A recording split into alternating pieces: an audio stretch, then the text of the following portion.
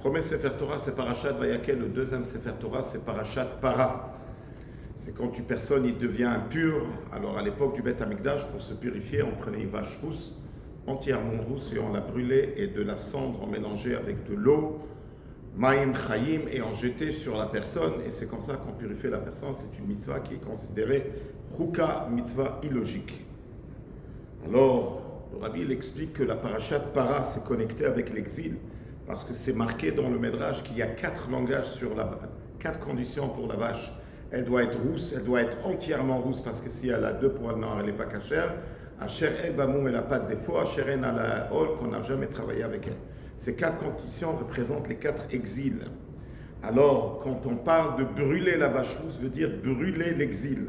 Tu te demandes la question pourquoi on parle cette expression de brûler l'exil, parce que tout le inyan de l'exil vient à cause du Yetzer Hara. Le Yetzer Hara, il s'appelle du Chametz. Et qu'est-ce qu'on fait avant Pesach? On brûle le Chametz. C'est-à-dire que selon comme la personne se conduit ici-bas, on se conduit avec lui d'en haut. Alors quand la personne, il brûle le Chametz, il brûle le Yetzer Hara, ça s'annule la raison pourquoi on est parti en exil. Et donc automatiquement, l'exil se fait brûler.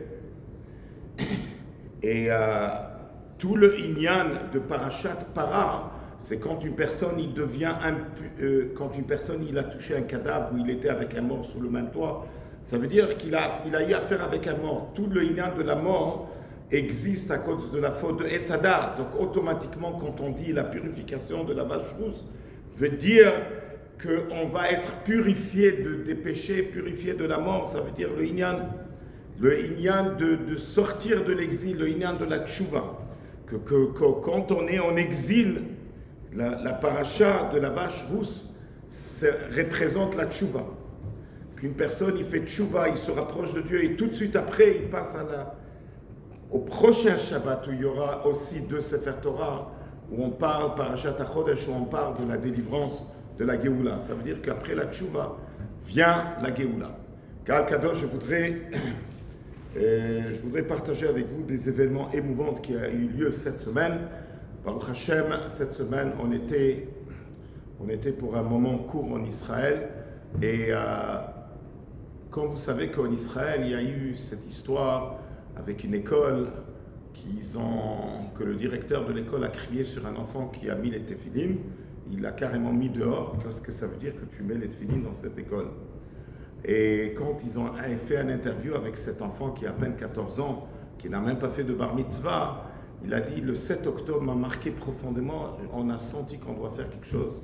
Et donc les enfants, ils étaient en train de ramasser entre eux de l'argent pour avoir une paire de tefilines. Alors une personne de notre synagogue, de notre communauté a compris comment c'est important d'amener les téphilines dans les écoles en Israël. Donc il a pris sur lui, avec le Chabad en Israël, de faire 100 stands de téphilines avec 100 paires de téphilines. Et cette semaine, lundi soir, on a inauguré avec les chefs de Chabad en Israël, avec la présence de cette personne extraordinaire, on a inauguré 10 nouveaux stands qui vont aller dans des écoles pour qu'il n'y ait pas un enfant des enfants qui n'ont même pas fait de bar mitzvah, qui n'est pas un enfant qui n'a pas la chance de mettre les tefilines. Ça, c'est un événement. Un deuxième événement, on est parti avec un des directeurs de Chabad en Israël qui s'occupe de ce département, aller visiter ceux qui sont blessés, malheureusement, à Tel HaShomer. On était là-bas et on a vu des gens, malheureusement, des gens qui ont perdu des pieds, des gens qui sont blessés de la guerre et qui sont en train de faire physiothérapie. Alors, même là-bas, on a offert une paire de tefilines pour celui qui avait besoin d'une paire de tefilines. On a offert un livre, que là-bas, il y a des lettres du Rabbi au sujet de l'importance de la santé et de la refoua shlema. En tous les cas, je voudrais partager avec vous que tout le inyan de la vache rousse, c'est qu'est-ce que ça veut dire qu'on brûle la vache rousse, c'est-à-dire qu'on prend un événement négatif et on fait de lui un événement positif. La vache rousse en hébreu, elle s'appelle para. C'est connu dans la Kabbale, on parle toujours des 5 rigueurs. La vache qui reçoit des 5 forces de rigueur.